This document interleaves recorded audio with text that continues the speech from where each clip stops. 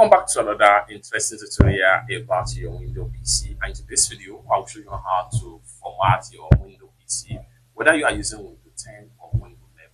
Let me show you how. The very first thing you want to do is to go ahead and make sure you navigate to your startup menu right here. Click on your startup menu. Next thing you want to do is to go ahead and click on settings.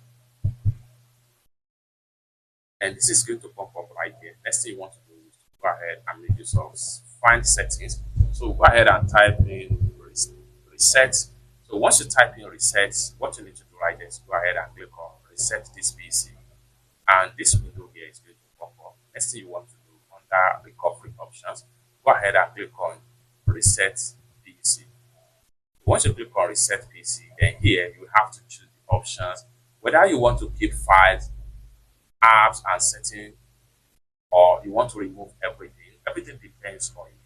Choose any of the options right here and proceed with the net interface and allow everything to be reformat or restart until it starts. For more tutorial tips and tricks on how best to use your Windows PC, consider to subscribe. Thank you so much for watching, and I hope to see you.